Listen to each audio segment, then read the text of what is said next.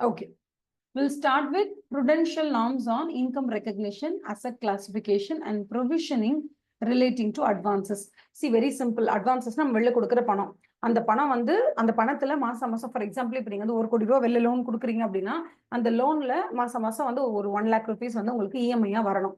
இந்த 1 lakh கரெக்டா வந்துட்டே இருந்துச்சுன்னா இன்கம் நீங்க ப்ராப்பரா ரெக்கக்னைஸ் பண்ணிட்டே இருக்கலாம். ஒரு பாயிண்ட்ல அந்த 1 lakh வரது நின்றுடுச்சுன்னா உங்களால இன்கம் ரெக்கக்னைஸ் பண்ண முடியாது.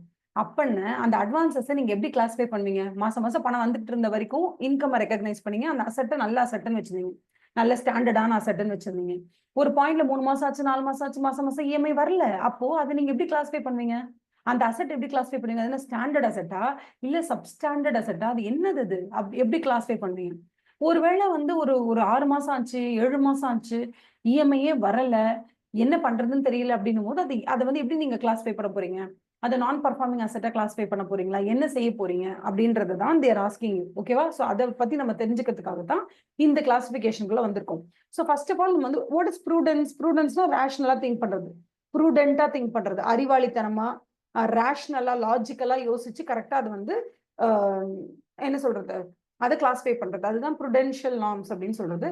ஸோ பேசிக்கா வந்து நம்ம என்ன பண்றோம்னா லோனை வந்து 2ஆ பிரிக்கிறோம். ஒன்னு ஸ்டாண்டர்டான லோனுன்னு பிரிக்கிறோம்.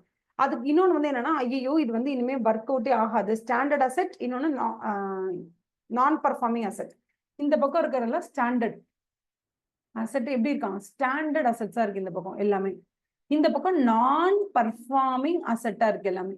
அப்ப ஃபர்ஸ்ட் ஸ்டாண்டர்ட் அசெட் தான் என்ன? ஸ்டாண்டர்ட் அசெட்ங்கிறது மாசம் மாசம் ஆச்சுன்னா, மாசம் 5ஆம் தேதி ஆச்சுன்னா கண்டிப்பா அந்த அக்கௌண்ட்டுக்கு கரெக்டா இஎம்ஐ 1 லட்சம் ரூபாய் வந்து சேர்ந்துருது அப்படின்னு சொன்னா that is called as standard ரெகுலர்னு அர்த்தம்.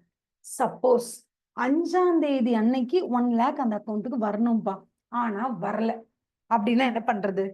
வரலையா, வாட் டு டூ அப்படின்னு சொல்லிட்டு 3 இதுவா பிரிக்கிறாங்க. அதாவது இந்த 5th அன்னைக்கு வரணும், ஆனா பணம் இன்னும் வரல அக்கௌண்ட்டுக்கு. இந்த 5thல இருந்து ஃபார் எக்ஸாம்பிள் இன்னும் இந்த மாசம் ஏப்ரல் 5ல இருந்து மே 5ஆம் தேதி வரைக்கும் அதுக்கு பேர் என்னன்னா ஸ்பெஷல் மென்ஷன் அக்கௌண்ட் 0 அப்படின்னு அர்த்தம். ஏன்னா கரெக்டா ஓவர் டியூ ஆனது எப்ப? ஓவர் டியூ டேட் என்னது? டியூ டேட் ஏப்ரல் 5th அன்னைக்கு நான் பே பண்ணணும் இஎம்ஐ. ஏப்ரல் 5th இருந்து மே 5th வரைக்குமே நான் பே பண்ணலைன்னா அந்த 30 நாளுமே அந்த அக்கௌண்ட்டை நான் எப்படி கிளாஸிஃபை பண்ணுவேன்? ஸ்பெஷல் மென்ஷன் அக்கௌண்ட் 0 அப்படின்னு மென்ஷன் பண்ணுவேன். ஏன்னா இன்னும் அடுத்த டியூ டேட் வரலன்னு அர்த்தம். அடுத்த டியூ டேட்னு ஒரு மாசத்துக்கு ஒரு டியூ டேட் வரும்ல. ஸோ இந்த மாசம் இந்த டியூ டேட்ல இருந்து அதுக்கு அடுத்த டியூ டேட்டே இன்னும் வரலன்னா அது வரைக்கும் it's called special mention account 0. அதுக்கு அடுத்தது நெக்ஸ்ட் டியூ டேட் வந்துருச்சு, அதாவது இப்ப மே மாசம் 2ஆம் தேதி வந்துருச்சு. மே 2ல இருந்து ஜூன் 2 வரைக்கும் இதை நான் என்னன்னு சொல்வேன்? ஸ்பெஷல் மென்ஷன் அக்கௌண்ட் கேட்டகரி 1ன்னு சொல்வேன். ஜூன் 2 ஐ மீன் சாரி 2ஆம் தேதின்னு சொல்லிட்டேன் பாருங்க. மே 5ஆம் தேதியில இருந்து ஜூன் 5ஆம் தேதி வரைக்கும் it is called special mention account 1. June 5ல இருந்து ஜூலை 5 வரைக்கும் it is called as special mention account category 2 அப்படின்னு சொல்லுவோம். ஸோ இது ஏன் இப்படி சொல்றோம்? டியூ டேட்ல இருந்து முதல் 30 days SMA 0, அந்த டேட்ல இருந்து அதுக்கு அடுத்த 30 days, that is 31 to 60, that is called as SMA 1. அதுக்கு அடுத்தது என்ன சொல்றாங்க? அந்த ஃபார் எக்ஸாம்பிள் இது ஏப்ரல், அது மே, ஜூன் டு ஜூலை, ஜூலை 5ஆம் தேதி வரைக்கும் வரல அப்படின்னு சொன்னா that is called as special mention account 2 அப்படின்னு சொல்றாங்க. சப்போஸ் ஃபர்ஸ்ட் ஓவர் டியூ ஆனது எப்போ? ஓவர் டியூ ஆனது ஏப்ரல் 5ஆம் தேதி ஓவர் டியூ ஆயிருக்கு. அதுல இருந்து கிட்டத்தட்ட 3 மாசம் வரல, which means more than 90 days due date தாண்டி 90 days கடந்த பிற்பாடும் உங்களுக்கு என்ன ஒரு இஎம்ஐ கூட வரல, 90 days எந்த மூவ்மெண்ட்டுமே அந்த லோன் அக்கௌண்ட்ல இல்லைன்னா நீங்க அதை எப்படி கிளாஸிஃபை பண்ணணும்? நான் பர்ஃபார்மிங் அசெட்டா கிளாஸிஃபை பண்ணணும். அப்ப இந்த நான் பர்ஃபார்மிங் அசெட்ல ஒரு 3 கேட்டகரி இருக்கு. ஃபர்ஸ்ட் கேட்டகரி என்னன்னா, எப்ப அது நான் பர்ஃபார்மிங் அசெட்டா மாறுதோ, அதாவது ஜூலை மாசம் 5ஆம் தேதி அது என்னவா மாறிடுது? முழு சந்திரமுகியா, தட் இஸ் அது ஒரு நான் பர்ஃபார்மிங் அசெட்டா மாறிடுது. அந்த நான் பர்ஃபார்மிங் அசெட்டா அது மாறின அந்த நாள்ல இருந்து ஜூலை 5, 2025 இதுல இருந்து அடுத்த வருஷம் மறுபடியும் ஜூலை 5, 2025 வரைக்கும் அது என்னவா இருக்கும்? ஒரு சப்ஸ்டாண்டர்ட் அசெட்டா இருக்கும். இந்த ஜூலை 5ல இருந்து அதுக்கு அடுத்த வருஷம் ஜூலை 5ஆம் தேதி வரைக்கும், அதாவது அது எப்ப நான் பர்ஃபார்மிங் அசெட்டா உருமாறுச்சோ ஜூலை 5, 2025 அந்த வருஷம், அந்த மாசம், அந்த நாள்ல இருந்து ஜூலை 5, 2025ல இருந்து ஜூலை 5, 2026 டேட் வரைக்கும் அது substandard asset up to 12 months. July 5 2026 வரைக்குமே இஎம்ஐஸ் எதுவும் வரல அப்படின்னா அதுக்கப்புறம் that will be classified as doubtful asset. ஏன்னா அந்த டவுட்ஃபுல் கேட்டகரிக்கு போயிட்டு இனிமே வருமா வராதானே உங்களுக்கு தெரியாது. டவுட்ஃபுல் கேட்டகரிக்கு அது எப்போ போகுது இந்த இடத்துல? டவுட்ஃபுல் கேட்டகரிக்கு எப்போ போகுது? ஜூலை 5 2025ல இருந்து ஜூலை 5 26ல இருந்து ஜூலை 2027 ஜூலை 5 வரைக்கும் it is called as doubtful asset category number 1. எப்ப அது டவுட்ஃபுல்லி கேட்டகரி 2க்கு போகும் தெரியுமா? 1 இயர் தாண்டிடுச்சியா, which means 2027 ஜூலைலாம் கிராஸ் பண்ணிடுச்சு. கிராஸ் பண்ணி அது பாட்டுக்கு 1 to 3 இயர்ஸ் வரைக்கும் பேமெண்ட் வரல. அது doubtful category number 2. Doubtful category number 3 என்னது? மோர் தேன் 3 இயர்ஸ் ஆயிடுச்சு. எப்பத்துல இருந்து மோர் தேன் 3 இயர்ஸ் ஆயிடுச்சு? என்பிஏங்கிறது 90 டேஸ்க்கு மேல பணம் வரலன்னா அப்ப என்பிஏ ஆயிடும். அதுல இருந்து கரெக்டா 12 மாசம் வரைக்கும் பணம் வரலன்னா that is called as substandard asset. எப்ப அது முழு சப்ஸ்டாண்டர்ட் அசெட்டா கன்சிடர் பண்றோம்? அப் டு 1 இயர் வரைக்கும் தான் சப்ஸ்டாண்டர்ட் அசெட்னு சொல்றோம். அது substandard asset up to 12 months இருந்துச்சுன்னா 12 மந்த் கழிஞ்சு அந்த ஃபர்ஸ்ட் டே வருதுல்ல, அப்ப அது என்னவாயிடுது? டவுட்ஃபுல் அசெட்டா மாறிடுது. டவுட்ஃபுல் அசெட் அந்த முதல் நாள்ல இருந்து எத்தனை நாள் வரைக்கும் இருக்கு? டவுட்ஃபுல் அசெட் கேட்டகரி நம்பர் 1ல அது ஒரு 12 மாசம் இருக்கு. 1 இயர் முடிஞ்சிடுது. அப் டு 1 இயர் வரைக்கும் doubtful asset category number 1. 1 year முடிஞ்சிடுது. முடிஞ்சதுக்கு அப்புறமா 1 to 3 இயர்ஸ் அந்த டைம்ல என்ன சொல்றாங்க? It is called as doubtful asset category 2. What is doubtful asset category 3? More than 3 years இருந்துச்சுன்னா இட் இஸ் கேட்டகரி 3ன்னு சொல்றாங்க. மேம் இதெல்லாம் ஓகே, லாஸ்ன்னு ஒண்ணு கொடுத்துருக்காங்களே, அது என்ன லாஸ் அப்படின்னு கேட்டீங்கன்னா, சில நேரத்துல நீங்க யாருக்காவது கடன் கொடுத்துருப்பீங்க, யாரை நம்பி கடன் கொடுத்தீங்களோ அவன் செத்து போயிட்டான். ஓகேவா? அவன்ட்டு ஒரு சல்லி பைசா தேராதுன்னு கம்பெனிக்கு தெரிஞ்சிச்சு, தட் இஸ் பேங்க்குக்கே தெரிஞ்சிச்சு அப்படின்னா அப்புறம் இன்னும் அதை ஏன் ஒரு அசெட்டா கிளாஸிஃபை பண்ணி வச்சிருக்கீங்க? அதை லாஸ்ன்னு நீங்களே டிட்டர்மைன் பண்ணி அதை அறிவிச்சிடுங்க அப்படின்னு சொல்றாங்க. That is called as loss. புரியுதா? இப்ப இதை வந்து நான் உங்களுக்கு அழகா ஒரு தடவை மறுபடியும் எக்ஸ்பிளைன் பண்ண போறேன். நீங்க கவனிச்சுக்க போறீங்க. ஏன் இதை மறுபடியும் எக்ஸ்பிளைன் பண்றேன்னா எக்ஸாம் பாயிண்ட் ஆஃப் வியூல it's very very very very important. அதனால தான். ஓகேவா?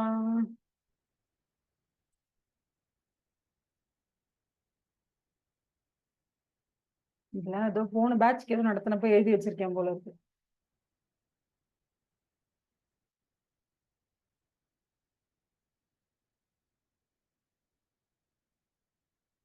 என்னென்னமோ எழுதி வச்சிருக்கேன். சரி ஓகே, அதெல்லாம் விடுவோம். இப்போ வாங்க நம்ம படிப்போம்.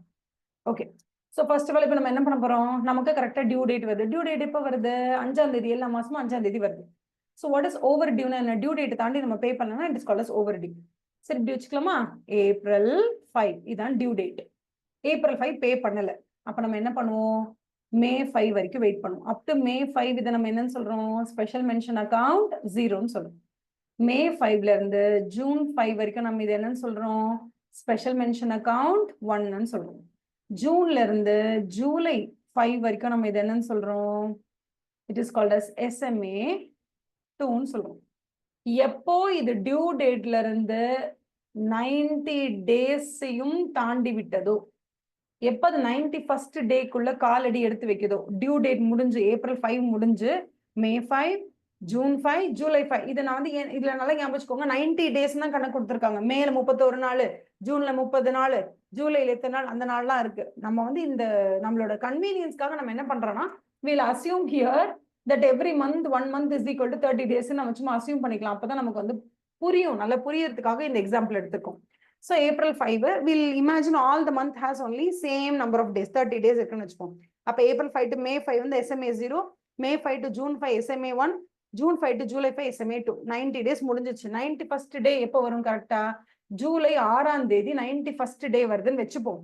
அதுல இருந்து 91st டேல இருந்து எத்தனை மாசம் வெயிட் பண்ணுவாங்க? கரெக்டா 12 மாசம் வெயிட் பண்ணுவாங்க. அப்படின்னா என்ன அர்த்தம்னா, நீங்க எந்த டேட் 91st டேன்னு கன்சிடர் ஒரிஜினலா கன்சிடர் பண்ணும்போது கரெக்டா 90 டேஸ் கன்சிடர் பண்ணும். கன்சிடர் பண்ணி ஒரு டேட்டை சூஸ் பண்ணுங்க. அந்த டேட் 2025 ஜூலை 6 ஆக இருந்தால் ஜூலை 6 ஓகேவா 2026 வரைக்கும் 12 மாசம் வரைக்கும் நாங்க வெயிட் பண்ணி பார்ப்போம், பணம் ஏதாவது வருதா இல்லையான்னு. அது வரைக்கும் அதை எப்படி கிளாஸிஃபை பண்ணுவோம்னா சப்ஸ்டாண்டர்ட் அசெட்னு போடுவோம். என்ன அசெட்? சப்ஸ்டாண்டர்ட் அசெட் அப்படின்னு போடுவோம். ஓகேவா? இல்ல ஏதாவது டவுட் இருக்கா? இது வரைக்கும் ஏதாவது டவுட் இருக்கா? இப்ப சப்ஸ்டாண்டர்ட் அசெட் நீங்க போட்டுட்டீங்கல்ல, சப்ஸ்டாண்டர்ட் அசெட் இது எது வரைக்கும் சப்ஸ்டாண்டர்டா இருக்கு? ஜூலை 6 வரைக்கும் இருக்கா? ஓ ஓ ஓ ஓ ஓ ஓ என்னென்னமோ எழுதி வச்சிருக்கேனே. ஓகே. இப்ப சப்ஸ்டாண்டர்ட் அசெட்டா அது நீங்க எப்படி வச்சிருக்கீங்க? ஜூலை 6 2026 வரைக்கும் அந்த 1 இயர் வரைக்கும் அது என்னவா இருக்கு? சப்ஸ்டாண்டர்டா இருக்கு. ஜூலை 6 2026ல இருந்து ஜூலை 6 2027 வரைக்கும், அதாவது அது சப்ஸ்டாண்டர்ட் அசெட்டா எப்ப மாறுச்சு? ஜூலை 6 2026 வரைக்குமே அது என்னது? 12 மாசம். which means இந்த இடத்துல என்பிஏவாவே அது எத்தனை மாசம் இருக்கு? What is this year? இங்க பாருங்க, ஜூலை 6 2026 வரைக்கும் அது என்னவா இருக்கு? சப்ஸ்டாண்டர்ட் அசெட்டா இருக்கும். அதாவது once it is classified as NPA, என்பிஏவாக, என்பிஏ மோர் தென் 90 டேஸ் என்பிஏவா அது எத்தனை மாசம் இருக்கு? 12 மாசம் அது என்பிஏவாவே இருக்குன்னா up to 12 months it is என்பிஏனா that is called substandard asset. அது முழுசா எப்ப சப்ஸ்டாண்டர்ட் அசெட்னு சொல்லுவாங்க? ஜூலை 6 வரைக்கும் it is called substandard asset தான். ஏன்னா என்பிஏவா அது 12 மாசம் டிராவல் பண்ணுது. எப்ப அது என்பிஏவா மாறுது? ஜூலை 6 அன்னைக்கு தான் அது என்பிஏவா மாறிச்சு. 91st டே வருது. நம்மளோட அசம்ஷன் படி இங்க 30 days per month அசியூம் பண்ணா ஜூலை 6 வந்து உங்களுக்கு என்பிஏவா அது மாறிடுது. என்பிஏவா மாறி ஒரு வருஷம் வரைக்கும் அது சப்ஸ்டாண்டர்ட் அசெட். சப்ஸ்டாண்டர்ட் அசெட்டா மாறிடுதா? மாறிட்டதுக்கு அப்புறமா என்ன ஆகுதுன்னா, இங்க பாருங்க, ஜூலை 6 2027 வரைக்கும் சப்ஸ்டாண்டர்ட் அசெட்டா அது 1 இயர் இருக்கு. 1 இயர் இருந்ததுக்கு அப்புறமா அவங்க என்ன சொல்றாங்க? Substandard asset. என்பிஏவா ஒரு அக்கௌண்ட் எத்தனை மாசம் இருக்கணும்? 12 மாசம் இருக்கணும். 12 மாசம் இருந்தா அதுக்கு பேர் சப்ஸ்டாண்டர்ட். To you understand? அப்ப சப்ஸ்டாண்டர்ட் ஃபுல்லா அந்த என்பிஏவாவே அது 12 மாசம் இருக்கிற வரைக்கும் அதை நம்ம என்னன்னு சொல்றோம்? It is called substandard asset. அதை கிளாஸிஃபை பண்ணிடுறோம். கரெக்டா 1 இயர் முடியுது, கிட்டத்தட்ட 12 மாசம் முடிஞ்சது. என்பிஏவாவே அது 12 மாசம் டிராவல் பண்ணிடுது. 12 மாசம் டிராவல் பண்ணி முடிச்ச உடனே அது எந்த கேட்டகரிக்கு நீங்க கொண்டு வரீங்க? இஃப் ஒரு if an advance staying as, எப்படி ஸ்டே பண்ணுது? ஜூலை 6 2026 அப்புறமும் அது அப்படியே சப்ஸ்டாண்டர்டாவே இருக்குன்னா, ஒரு அசெட் சப்ஸ்டாண்டர்டாவே கிட்டத்தட்ட 1 இயர் வரைக்கும் இருக்கு அப்படின்னா it is called as doubtful கேட்டகரியில ஃபர்ஸ்ட் கேட்டகரியில வந்துடும். ஓகேவா? அதுக்கு அடுத்தது இங்க அடுத்தது என்ன சொல்றாங்க? ஜூலை 6 2027ல இருந்து ஜூலை 6 2028 வரைக்கும், அதாவது 1 இயர்ல இருந்து 3 இயர்ஸ் வரைக்கும் அது சப்ஸ்டாண்டர்ட் அசெட்டா இருக்கு அப்படின்னா that is called as doubtful category number 2. more than 3 years, July 6 2028க்கு அப்புறமும் அது உங்களுக்கு வரல, அப்பயும் அது சப்ஸ்டாண்டர்ட் அசெட்டாவே தான் இருக்கு. அப்ப எத்தனை வருஷம் ஆயிடுச்சு? சப்ஸ்டாண்டர்ட் அசெட்டாவே கிட்டத்தட்ட more than 3 years சப்ஸ்டாண்டர்ட் அசெட்டா இருக்கு அப்படின்னு சொன்னா then it is called as D3 category போடு. இதையும் தாண்டி ஒண்ணு இருக்கு. என்னன்னா லாஸ்னா என்னது? உங்களுக்கே கண் கூட நல்லா தெரியும். பேங்கே ஐடென்டிஃபை பண்ணாங்க, இல்ல ஆடிட்டர் ஐடென்டிஃபை பண்றாரு, இன்டர்னல் ஆடிட்டரே சொல்லிட்டாங்க, இல்ல பேங்க்குக்கு இன்ஸ்பெக்ஷன் வந்தவங்க சொல்லிட்டாங்க இந்த பணம் திருப்பி தேரவே தேராதுங்க அப்படின்னு சொல்லிட்டாங்கன்னா, when the bank has identified that this money will never come back அப்படி நீங்க ஐடென்டிஃபை பண்ணிட்டீங்கன்னா that is called as loss asset அப்படின்னு பேர். ஓகே, முடிஞ்சிச்சா? இப்ப நம்ம என்ன பண்ணலாம்? இங்க ரிவைஸ் பண்ணிக்கலாம். பாருங்க என்னென்ன ஒரு தடவை நீங்க அப்படியே நான் சொல்லி கொடுத்ததை வச்சு மைண்டுக்குள்ள அண்டர்ஸ்டாண்ட் பண்ணிக்கோங்க.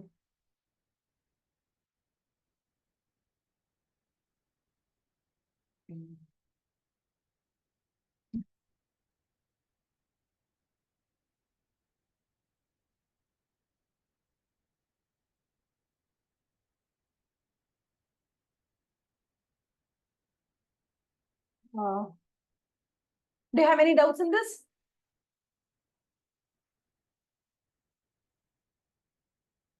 D2 is from substandard asset or from D1?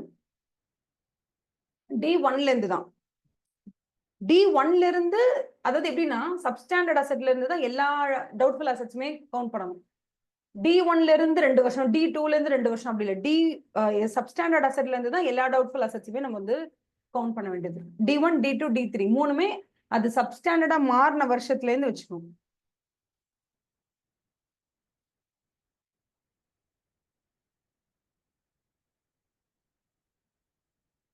நான் தான் இங்க கீழே சொல்லியிருக்கேன், அதை வச்சே உங்களுக்கு தெரியும்ல. இதுல எப்படி எழுதியிருக்கேன் நான்?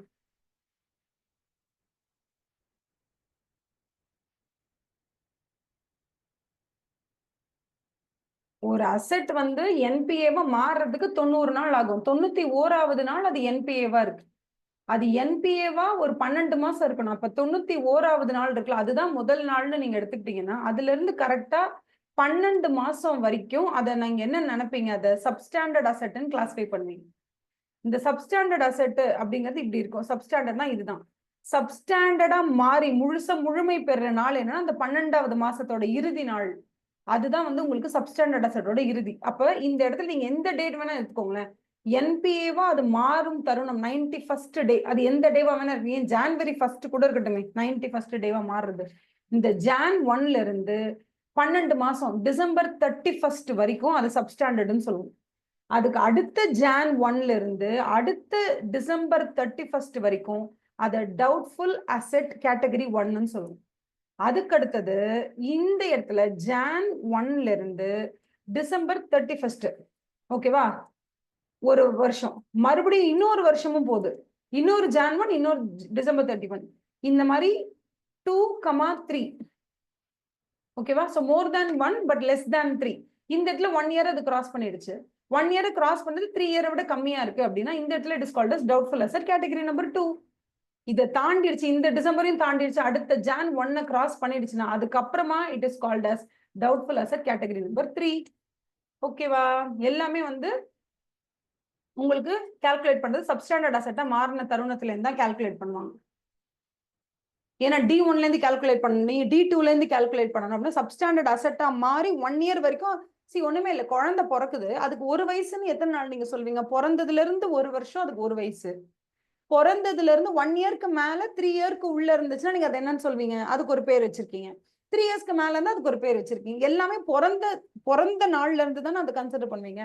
பிறந்த நாளுங்கிறது தான் அந்த 91st டே. அதுல இருந்து 1 வருஷம் அது என்னன்னு சொல்வீங்க? பிறந்த, தட் இஸ் இந்த இடத்துல இங்க பாருங்க, பிறந்த நாள் 91st டே நான் பர்ஃபார்மிங் அசெட். அதுல இருந்து அந்த குழந்தைய நீங்க அதோட ஃபர்ஸ்ட் பர்த்டே வரைக்கும், ஃபர்ஸ்ட் பர்த்டே வரைக்கும் அதை சப்ஸ்டாண்டர்ட் அசெட்னு தான் அதுக்கு பேரு. எப்ப அது சப்ஸ்டாண்டர்ட் அசெட்டா முழுமை பெறுதுன்னா அந்த ஃபர்ஸ்ட் பர்த்டே அன்னைக்கு தான் அதை சப்ஸ்டாண்டர்ட் அசெட்டை நீங்க கூப்பிடணும். சப்ஸ்டாண்டர்ட் அசெட்டா அது இருக்கு அப்படின்னா அந்த சப்ஸ்டாண்டர்ட் அசெட்டா அது முழுமை பெற நாள் ஃபர்ஸ்ட் பர்த்டே. ஃபர்ஸ்ட் பர்த்டேல இருந்து செகண்ட் பர்த்டே வரைக்கும் அதை நீங்க என்னன்னு சொல்லணும்? டவுட்ஃபுல் அசெட் கேட்டகரி 1ன்னு சொல்லணும். செகண்ட் பர்த்டேல இருந்து 4th பர்த்டே வரைக்கும் அது என்னன்னு சொல்லணும்னா டவுட்ஃபுல் அசெட் கேட்டகரி நம்பர் 2ன்னு சொல்லணும். 4th பர்த்டேக்கு மேல அது நடக்குதுன்னா that is called as doubtful category 3ன்னு சொல்லணும். அவ்வளவுதானே. கொஞ்சம் கஷ்டம் தான் இன்டர் லெவல் இது புரிஞ்சுக்கிறதுக்கு. But you have to put in a lot of effort what to do.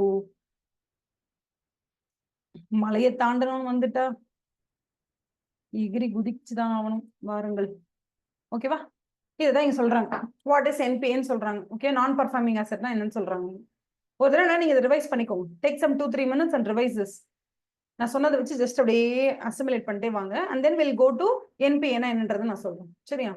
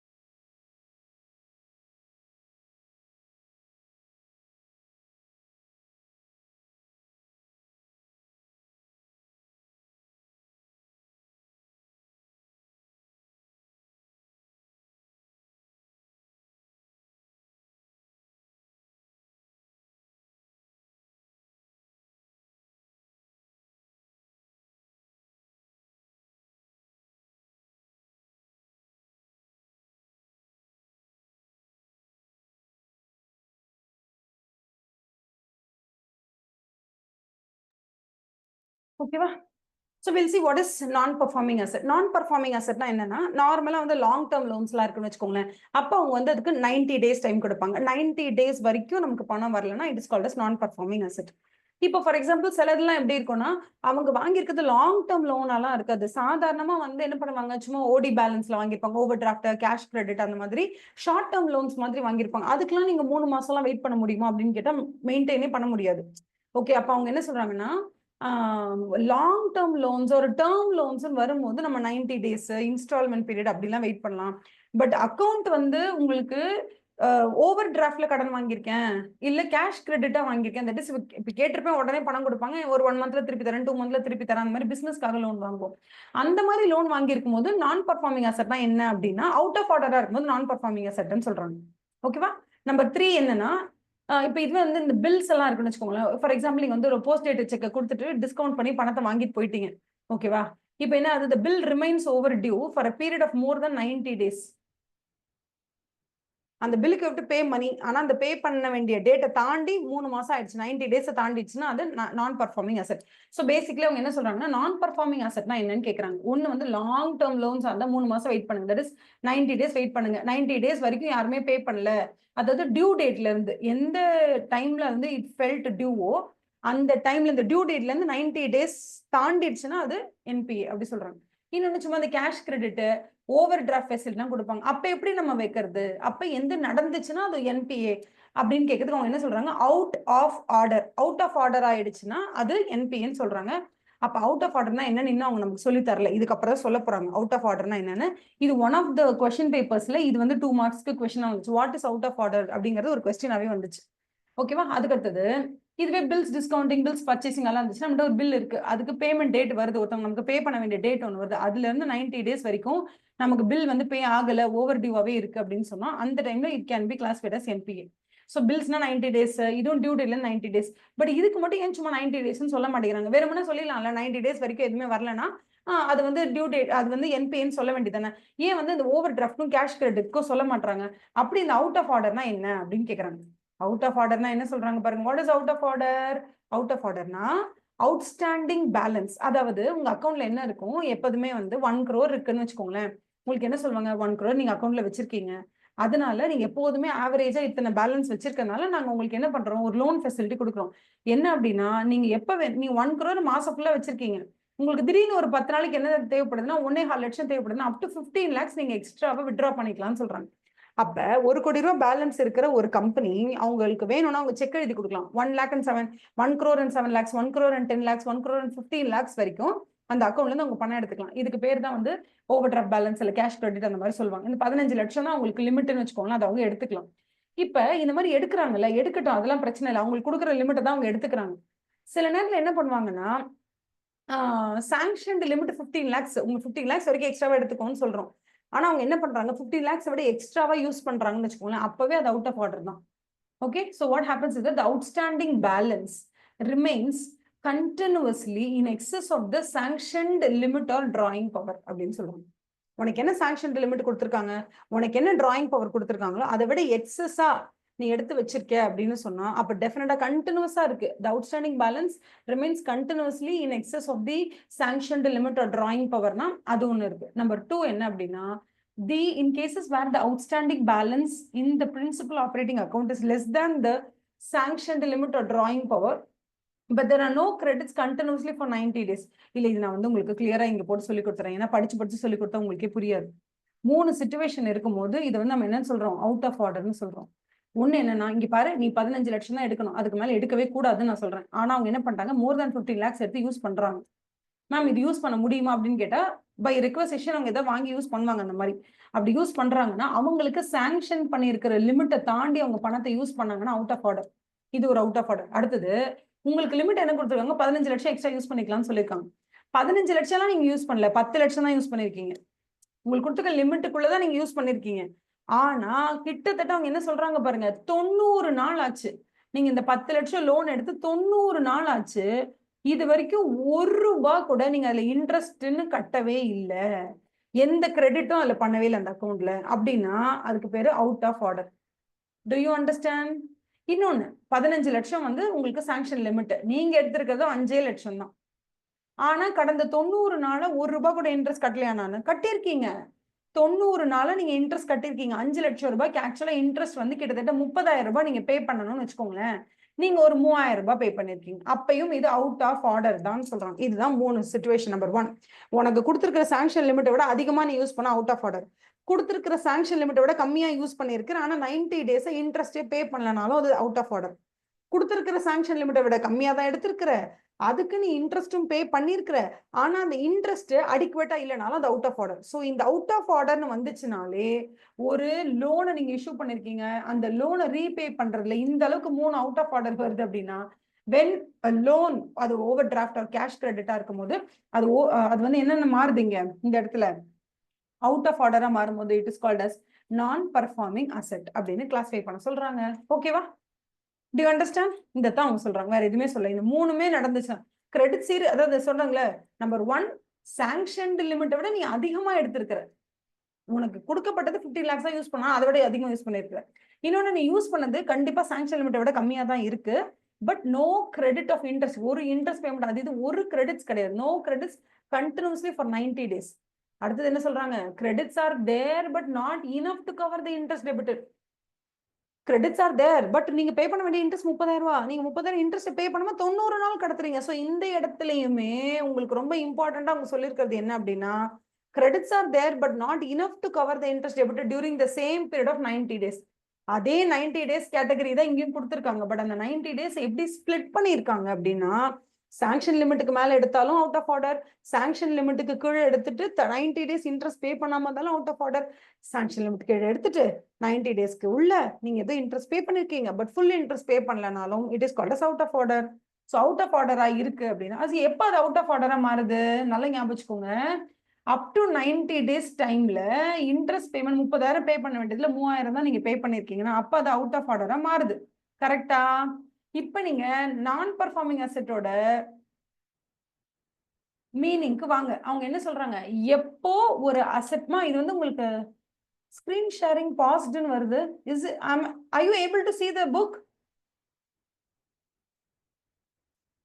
அச்சச்சோ, தெரியுதா? இப்ப தெரியுதாமா?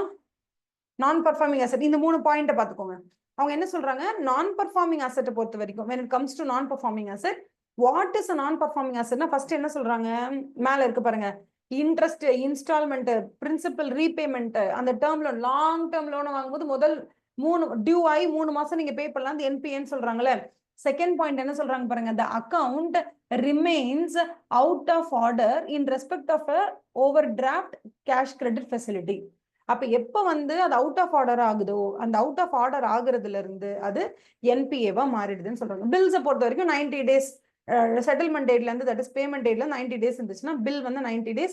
அவுட் ஆஃப் ஆர்டரும் 90 days. ஏன்னா அவுட் ஆஃப் ஆர்டர் வந்து என்னது, like more than sanction limit, less than sanction limit but no interest credits, அதுக்கப்புறம் less than sanction limit, interest credits are there but not adequate, எது இருந்தாலும் out of order. So out of ஆர்டரா remain ஆச்சு அப்படின்னா that is also என்பிஏன்னு சொல்றாங்க. இதுதான் non performing asset. ஓகேவா? now you understood right? ஏன்னா அவங்க எல்லாத்தையுமே எப்படி கிளாஸிஃபை பண்றாங்க, இந்த பக்கம் ஸ்டாண்டர்ட் அசெட், அதுக்கப்புறம் இந்த பக்கம் என்பிஏன்னு கிளாஸிஃபை பண்றாங்க. அதுல என்ன ஆகுது, சப்ஸ்டாண்டர்ட் அசெட்னு ஒண்ணு இருக்கு. அதாவது என்பிஏங்கிறது என்ன தெரியும் பாப்பா, இங்க இப்படி ஞாபகம் வச்சுக்கோங்களேன். என்பிஏங்கிறது குழந்தை பிறந்து 91 days, அதுதான் என்பிஏன்னு வச்சுக்கோங்களேன். ஓகேவா? அதான் குழந்தை பிறந்து 90 days வரைக்கும், குழந்தை பிறக்கிறதுல இருந்து 90 days வரைக்கும் அது ஸ்பெஷல் மென்ஷன் கேட்டகரியில தான் வச்சிருப்பாங்க. 1, 2, 3ன்னு வச்சிருப்பாங்க. 91st டே இருக்குல்லமா, அந்த 91st டேல இருந்து அதுல இருந்து 12 மாசம் வரைக்கும் அது என்னன்னு வைப்பாங்க, அதுக்கு சப்ஸ்டாண்டர்ட்னு பேர் வைப்பாங்க. To you understand? இல்ல நான் இப்படி ஞாபகம் வச்சுக்கலாமா? இப்படி ஞாபகம் வச்சா நமக்கு ரொம்ப ஈஸியா இருக்கும்னு நினைக்கிறேன். நான் என்ன நினைக்கிறேன்னா, என்பிஏவா மாறுது இல்ல, 91st டே அது என்பிஏவா மாறுது. அப் டு 90 days வந்து ஸ்பெஷல் மென்ஷன் அக்கௌண்ட்லயே 0, 1, 2 இருக்கும். Special mention 0, special mention 1, special mention 2 இதுல தான் இருக்கும். ஸோ ஸ்பெஷல் மென்ஷன் 0ன்றது வந்து என்னன்னா 0ல இருந்து 30 days, இது 31 to 60, இது வந்து 61 to 90.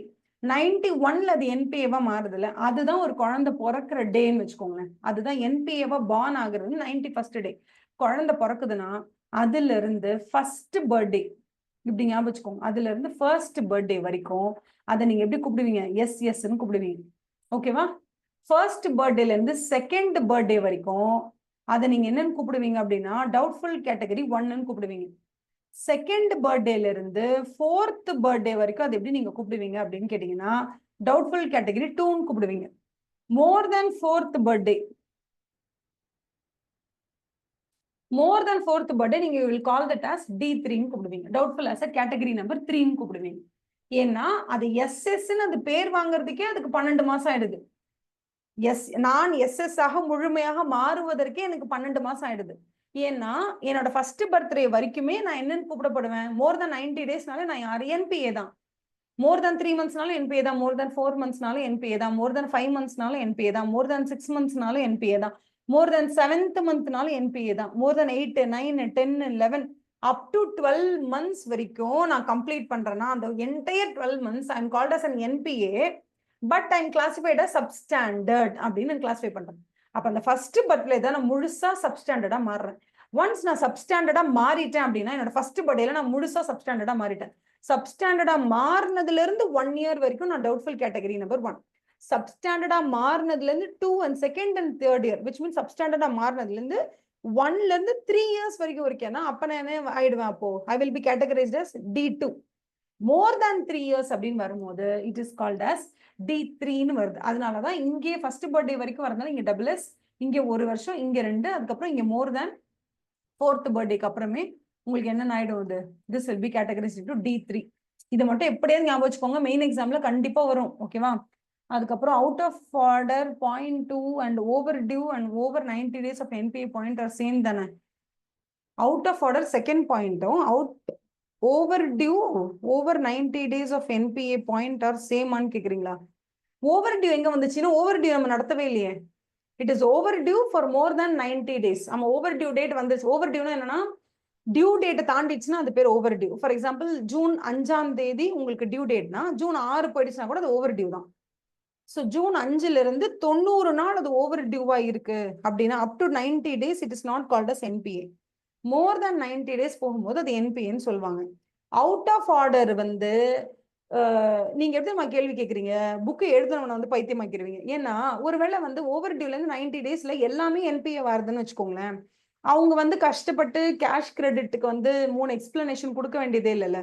அவங்க ஏன் 3 எக்ஸ்பிளனேஷன் கொடுத்துருக்காங்க அப்படின்னா அப் டு 90 days ஒரு கிரெடிட் கூட வரல அப்படின்னு வச்சுக்கோங்களேன். நீங்க என்ன கேக்குறீங்கன்னா அவுட் ஆஃப் ஆர்டர்ல second point over due for 90 days ஒன்னான்னு கேக்குறீங்க. அது ஒண்ணு கிடையாது. ஒன்னா இருந்தா வந்து ஒன்னாவே கொடுத்துருப்பாங்க. ஏன் ஒண்ணு கிடையாதுன்னா பிகாஸ் அவங்க சொல்றது சாங்ஷன்டு லிமிட்டை விட நீங்க கம்மியான பணத்தை எடுத்திருந்து அதுக்கப்புறம் அதுக்கான இன்ட்ரெஸ்ட் நீங்க பே பண்ணலனா தான் அது அவுட் ஆஃப் ஆர்டர்ல செகண்ட் பாயிண்ட் வரும். இதுவே நீங்க சாங்ஷன்டு லிமிட்லயே 50 lakhs கொடுத்துருக்காங்க, அங்கேயே அதிகமா எடுத்திருக்கீங்க, அதுக்கப்புறம் அதுல நீங்க அடுத்த 90 daysக்கு பே பண்ணலன்னா அந்த ஒரு கேட்டகரி இருக்குல்ல. சோ அவங்க என்ன சொல்லிட்டாங்கன்னா ஒன்ஸ் உனக்கு சாங்ஷன் லிமிட் 15 lakhs, நீ 15 lakhsக்கு மேல எடுத்துட்டா ₹1 நீ யூஸ் பண்ணிட்டாலுமே கூட நீ அவுட் ஆஃப் ஆர்டர், அந்த டேவே நீ அவுட் ஆஃப் ஆர்டர் ஆயிடுற. அங்கேருந்து 90 days 20 days எதுவுமே அவன் சொல்லல. உன்னோட சாங்ஷன் லிமிட்டை தாண்டி ₹1 நீ எடுத்துட்டாலும் அன்னைக்கே நீ வந்து அவுட் ஆஃப் ஆர்டர்னு சொல்லிடும். சாங்ஷன் லிமிட்டுக்குள்ள எடுத்திருந்தா மட்டும்தான் இந்த 90 days உனக்கு உண்டு. அதுல நோ கிரெடிட்ஸ்னா you will be called as out of order. அந்த டைம்ல நீ என்பிஏன்னு சொல்லுவாங்க.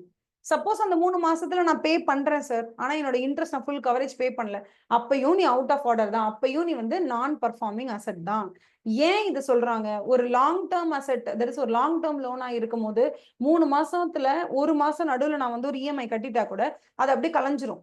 ஏன்னா 3 months கண்டினியூஸா நான் இஎம்ஐ பே பண்ணாம இருந்தாதான் அது என்பிஏ. எப்போ அது டேர்ம் லோன் இருக்கும் போது, நான் ஒரு ஹவுசிங் லோன் எடுத்திருக்கேன், அது 30 வருஷம் நான் இஎம்ஐ கட்டணும், அந்த மாதிரி டேர்ம் லோன்ஸ்ல பொறுத்த வரைக்கும் தொடர்ந்து 3 மாசம் நான் பே பண்ணக்கூடாது, அப்பதான் என்பிஏவா எடுப்பாங்க.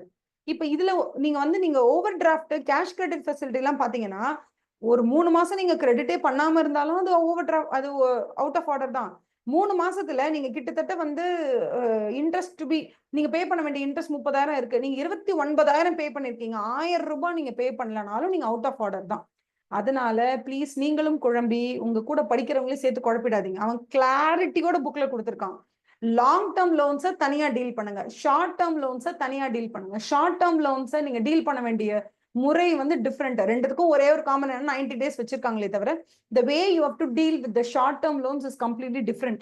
ஓகேவா? சோ நீங்களும் கன்ஃபியூஸ் ஆகி மத்தவங்களையும் கன்ஃபியூஸ் பண்ணாதீங்க. டோன்ட் ட்ரை டு, எப்படி சொல்றதுன்னா ஒரு விஷயத்தை சொல்லி கொடுக்குறாங்கன்னு வச்சுக்கோங்களேன், first try to understand. Okay இது இப்படிதான்றதை ட்ரை பண்ணுங்க, இதுக்கும் அதுக்கு என்ன சம்பந்தமா இருக்கும், அது என்னவா இருக்கும், இது என்னவா இருக்கும், ஓவரா நீங்க யோசிச்சீங்கன்னா என்ன ஆயிடும் தெரியுமா?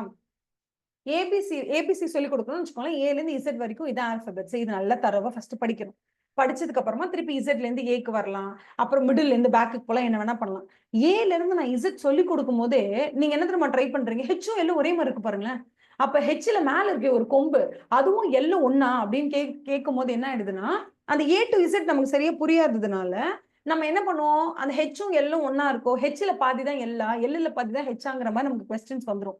ஸோ அந்த மாதிரி தயவு செய்து வந்து டோன்ட் ஹரி டு கன்க்ளூஷன்ஸ். அப்படியே ஹரிபரியா சடனா நம்ம உடனே இது புரிஞ்சுக்கணும், இதையும் அதையும் நம்ம அந்த மாதிரி நீங்க ட்ரை பண்ணுங்க. ஃபர்ஸ்ட் அவுட் ஆஃப் ஆர்டர்னா என்னன்னு தனியா புரிஞ்சுக்க ட்ரை பண்ணுங்க.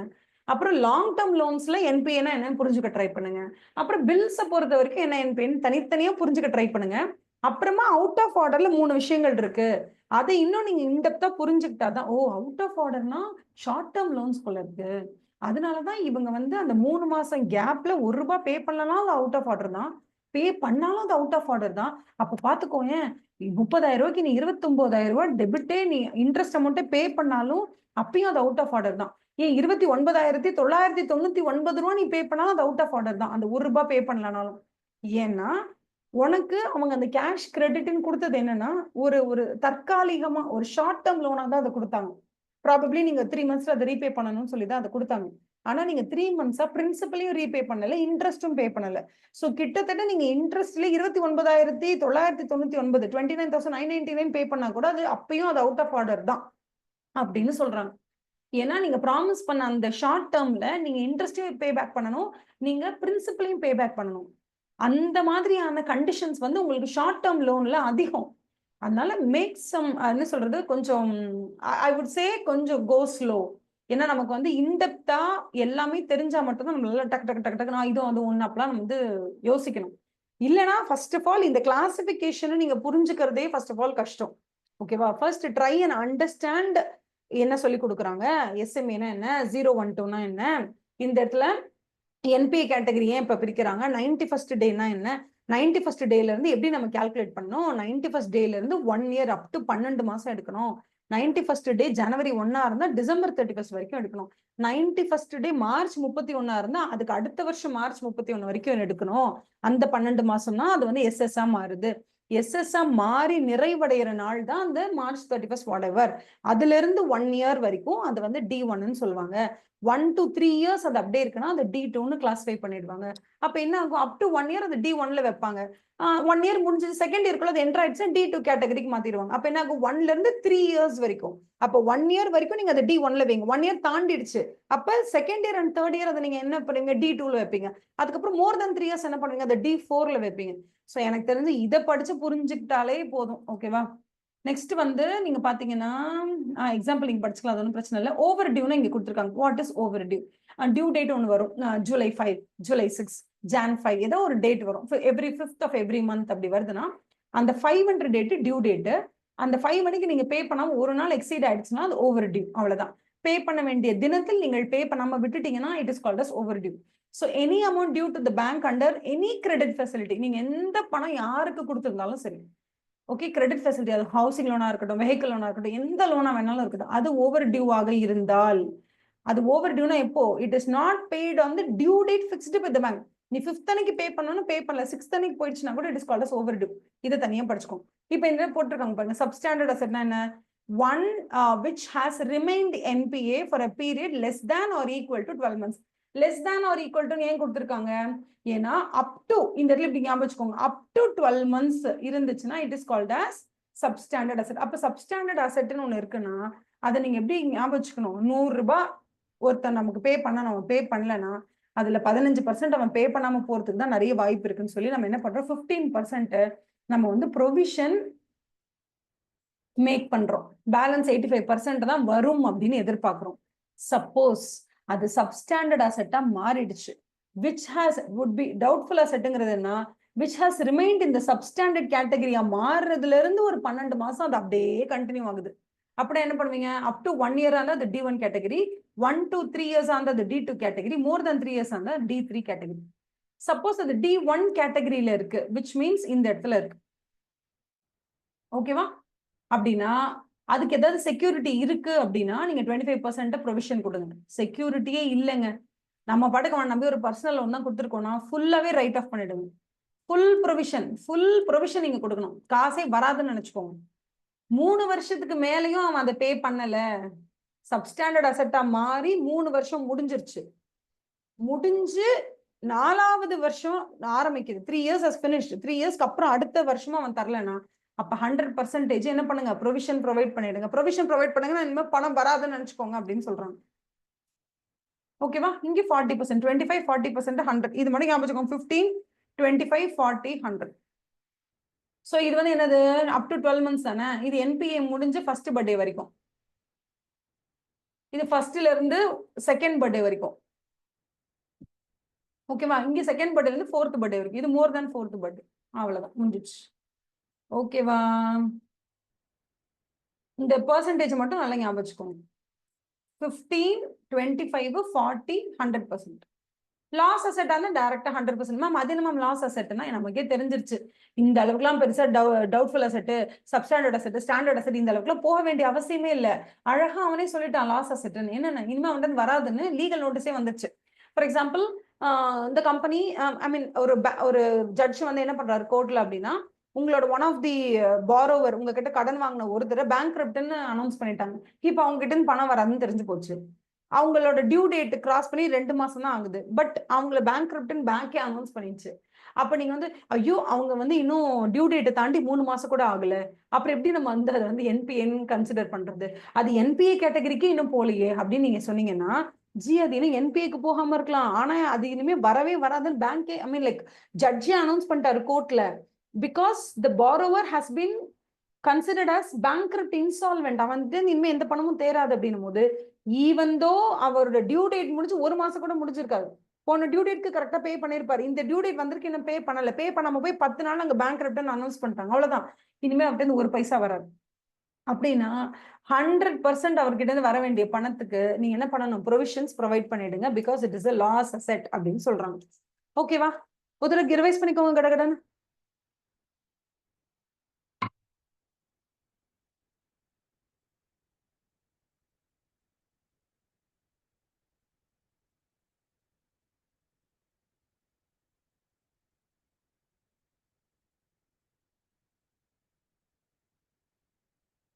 இதுல என்னன்னா சில பேர் சொல்லுவாங்க, அம்பானி வந்து எனக்கு வந்து டியூ டேட் வந்து 5ஆம் தேதி, அம்பானி வந்து பே பண்ணணும் 5ஆம் தேதி, ஆனா பண்ணல. இந்த 5 பே பண்ணல. இதுல இருந்து கரெக்டா ஃபார் எக்ஸாம்பிள் ஜான் 5th பே பண்ண, ஜான் 5th பே பண்ணல, ஜான் 5 பே பண்ணல, ஃபெப் 5 பே பண்ணல,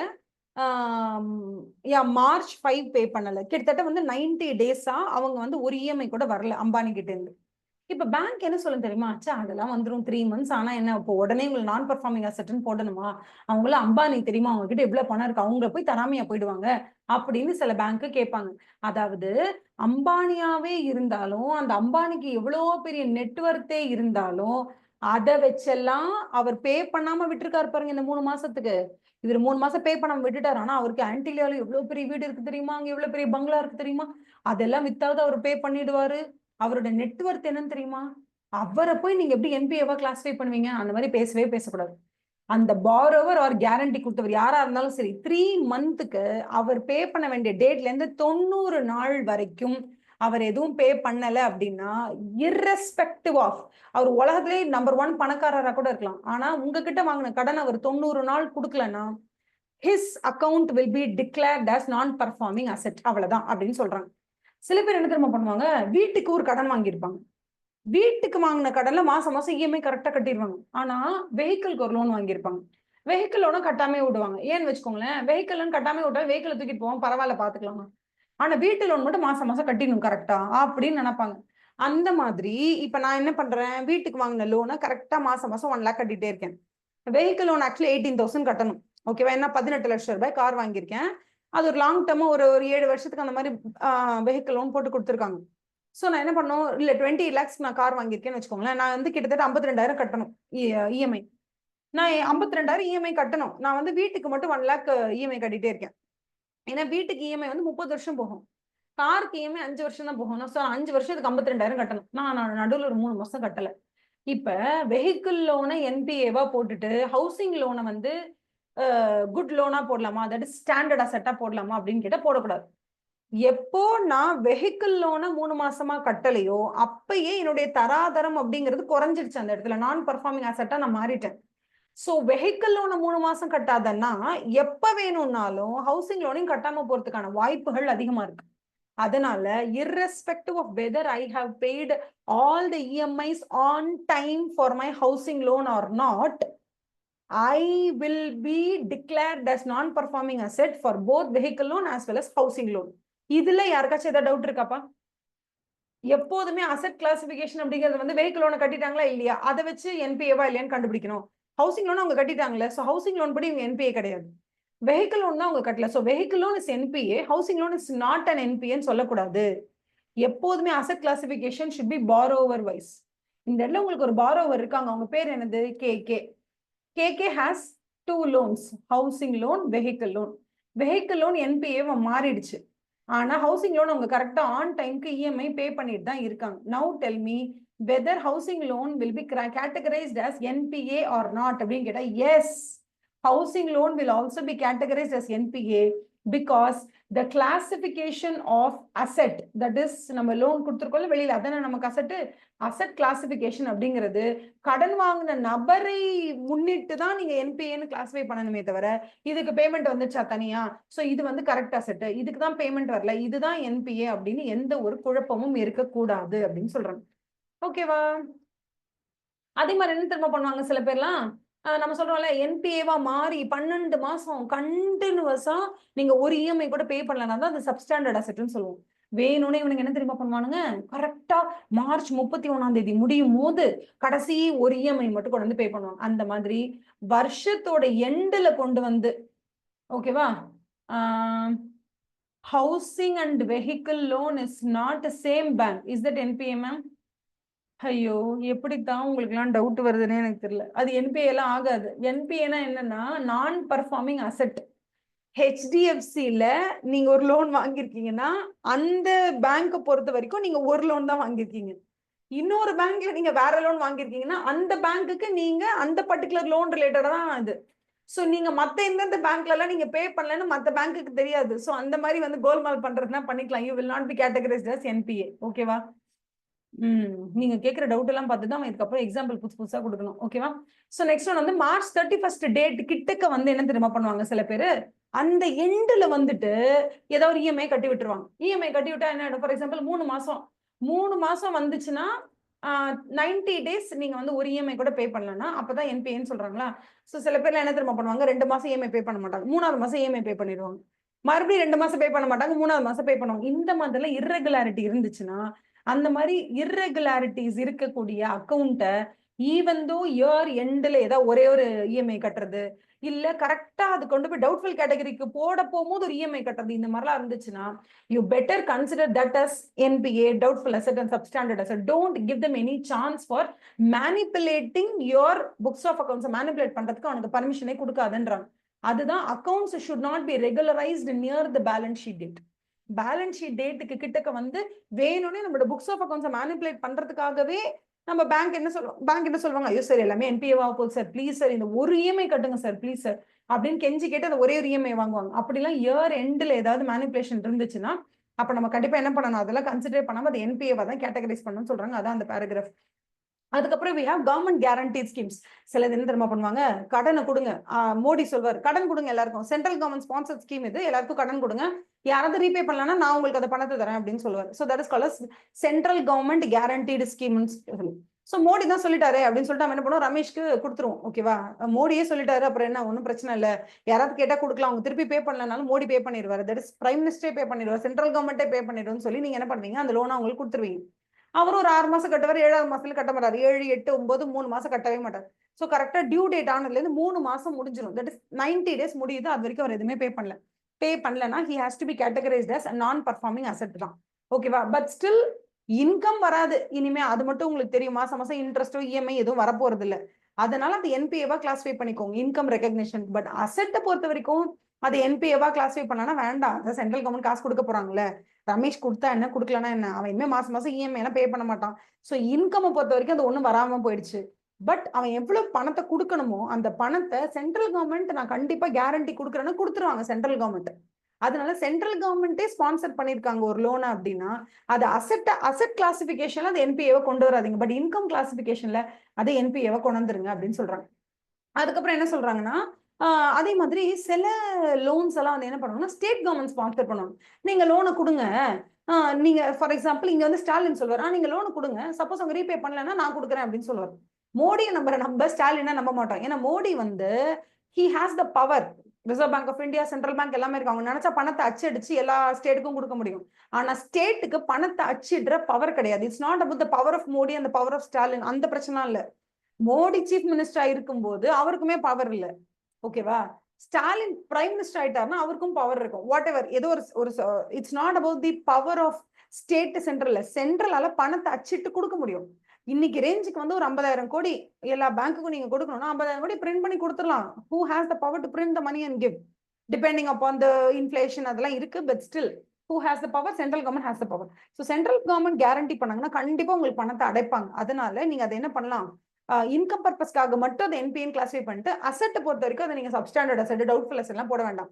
அதை நல்ல அசெட்டாவே வச்சுக்கலாம். ஏன்னா எப்படி இருந்தாலும் அவங்க அதை ரீபே பண்ணிடுவாங்க. That is one thing.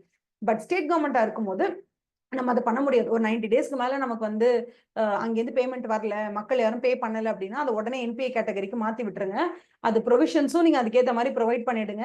நாளைய பின்ன அந்த ஸ்டேட் கவர்மெண்ட் வந்து உங்களுக்கு அந்த பணத்தை திருப்பி கொடுத்துட்டாங்க கேரண்டி பண்ண மாதிரினா ஓகே, ப்ரொவிஷன்ஸ் ரிவர்ஸ் பண்ணிக்கலாம்.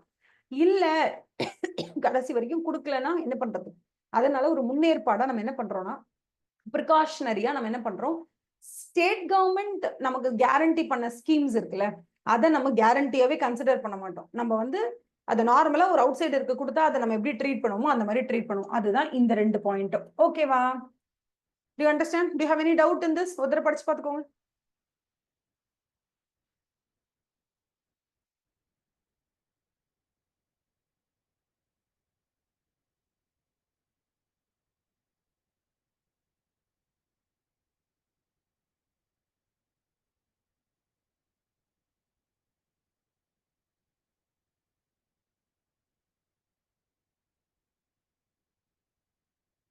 அடுத்தது வந்து வில் கோ டு கன்சார்டியம் அப்படின்னு சொல்லிட்டு ஒரு இது இருக்கு. என்ன கன்சார்டியம்னா ஒண்ணுமே இல்லப்பா. இப்ப நம்மகிட்ட வந்து சன்ட்ரி டேட்டாஸ் இருப்பாங்க, அதுக்கப்புறம் க்ளோசிங் ஸ்டாக் இருக்கும், அப்புறம் கூட்ஸ் இன் டிரான்சிட் இருக்கும். எவ்வளோ விஷயத்துல நம்ம பணத்தை போட்டிருப்போம். ஃபார் எக்ஸாம்பிள் குஜராத்ல இருந்து ஒரு 4 லோடு நமக்கு வந்து ரா மெட்டீரியல் வருது. குஜராத்ல இருந்து கிளம்பிடுச்சு ரா மெட்டீரியல், 4 லோடு வந்து இறங்க போகுது. அதோட வேல்யூ கிட்டத்தட்ட 300 கோடி. நம்மகிட்ட ஆல்ரெடி இருக்கக்கூடிய க்ளோசிங் ஸ்டாக் இருக்குல்ல, அந்த க்ளோசிங் ஸ்டாக் ஒரு 500 கோடி இருக்கு. சன்ட்ரி டேட்டாஸ் நமக்கு பணம் கொடுக்க வேண்டிய ஒரு 200 கோர்ஸ் இருக்காங்க. இவ்வளவு தூரம் நமக்கு வந்து பணம் முடங்கி கிடக்கு. இதுல எல்லாம் நமக்கு இப்ப 1550 கோடி வேணும், ஒரு லோனா வேணும்னு வச்சுக்கோங்களேன். அதுக்கு ஈக்குவலா நம்ம என்னென்ன காமிச்சிடுறோம் கணக்குல, க்ளோசிங் ஸ்டாக் இருக்கு, கூட்ஸ் இன் டிரான்சிட் இருக்கு, சன்ட்ரி டேட்டாஸ் இருக்காங்க, எல்லாமே இருக்காங்க. கிட்டத்தட்ட 2000 கோடிக்கு நம்ம கிட்ட வந்து இந்த இந்த டீடைல்ஸ் எல்லாம் இருக்கு. இதை கொண்டு போய் நம்ம ஒரு பேங்க் கிட்ட கொடுக்குறோம். பேங்க் சொல்றாங்க, ஜி நீ வந்து 2000 கோடி மதிப்புள்ள க்ளோசிங் ஸ்டாக்கையும் சன்ட்ரி டேட்டாஸ் இதெல்லாம் வச்சிருக்கலாம், அதெல்லாம் ஒன்றும் பிரச்சனை இல்லை. ஆனா நான் வந்து ஒரு பேங்க், என்னால ஒரு இண்டிவிஜுவல் வந்து லோன் கேட்கறாருன்னா அவருக்கு 100 கோடி கொடுக்கலாம், என்னால அவ்வளவுதான் கொடுக்க முடியும்.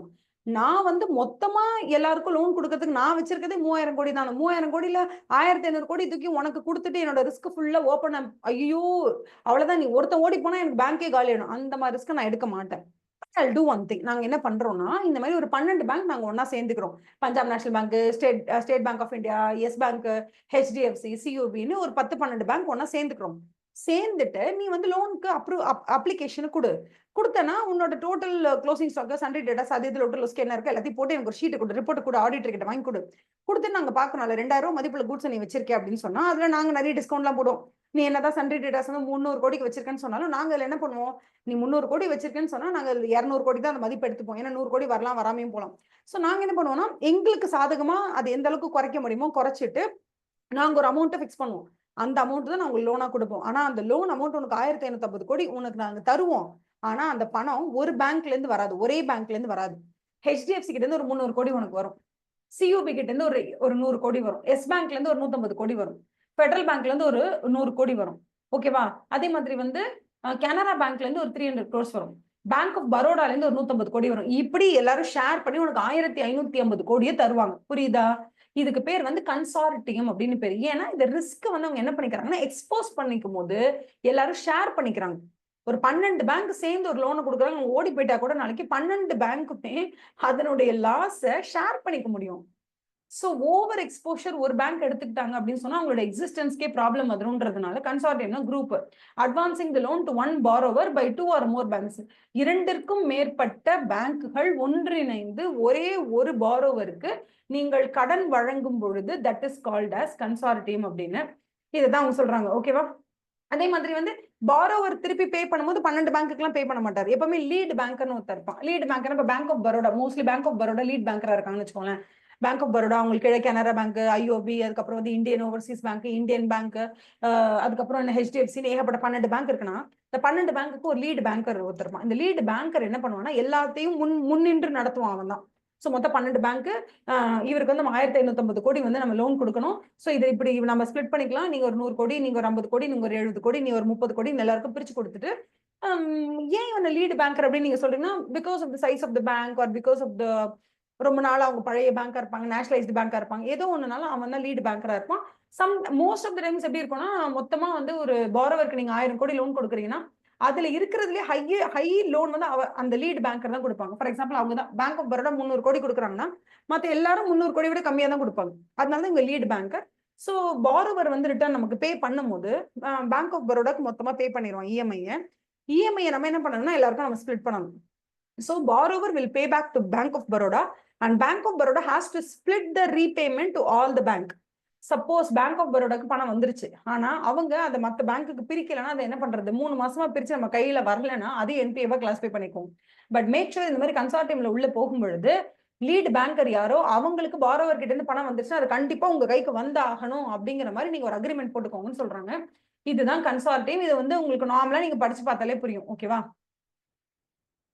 டிராயிங் பவர் அலோகேஷன் சொல்லுவாங்க. இதான் டிராயிங் பவர். நான் சொன்னல எப்படி இந்த இடத்துல பாருங்க எத்தனை பேங்க் இருப்பாங்க. State Bank of India, Bank of Baroda, Bank of India, Canara Bank, Standard Chartered Bank, Union Bank of India, HSBC, Citi Bank, Bank of America, BNP Paribas, அதுக்கப்புறம் Punjab National Bank, ICICI, IDBI, அதனால டோட்டல் எவ்வளோ போட்டுச்சு 100 கோடியில் நீங்க எல்லாம் இப்படி split பண்ணி கொடுக்கணும்னு சொல்லிட்டாங்க. So State Bank of India 32% காசு கொடுக்குறாங்க. ஓகேவா? மொத்தமா 1550 கோடி கொடுக்குறாங்க. அதுல இருக்குல்ல டாப் அதிகமா கொடுத்தது யாரு? State Bank of India. So State Bank of India தான் லீட் பேங்கரா இருப்பாங்க. மார்க்கெட் வேல்யூ 600 கோடி இருக்குன்னா ஒரு 25% ரெடியூஸ் பண்ணிட்டு மிச்சத்தை தான் நம்ம என்ன பண்ணுவோம், லோனா கொடுப்போம். ஏன்னா நம்ம கிட்ட 100 ரூபாய் மதிப்புல கோல்டு இருக்குன்னா அப்படியே 100 ரூபாய்க்கு லோன் கொடுத்துட்டோம்னா நாளைக்கு அவன் கட்டாம ஓடி போய் கோல்டு விலையும் கம்மி ஆயிடுச்சுன்னா என்ன பண்றது, நான் லூஸ் ஆனேன். அப்ப எப்பவுமே என்ன பண்ணுவாங்க, கோல்டோட விலை 5000 ரூபாய்னா நமக்கு லோன் 3500 சொச்சம் தான் கொடுப்பாங்க. எப்பவுமே ஒரு மார்ஜின் வச்சிருப்பாங்க. அதே மாதிரி தான் raw material, finished goods, closing stock இருந்தாலும், ஸ்டோர்ஸ் அண்ட் ஸ்பேர்ஸா இருந்தாலும், அது பேர் என்ன, புக் டெட்ஸ்னா என்னது, சன்ட்ரி டெட்டார்ஸ், இதுதான் சன்ட்ரி டெட்டார்ஸ் இருந்தாலும் எதுனாலும் சரி எல்லாத்துக்கும் ஒரு மார்ஜின் இருக்கும். அந்த மார்ஜினை டிடெக்ட் பண்ணிட்டு பேலன்ஸ் எவ்வளவு இருக்கோ அதுக்கு தான் லோன் கொடுப்பாங்க. லீட் பேங்கர் தான் இது எல்லாத்தையும் முன்னாடி நின்று நடத்துவார். ஓகேவா? To you understand? To you have any doubts until this?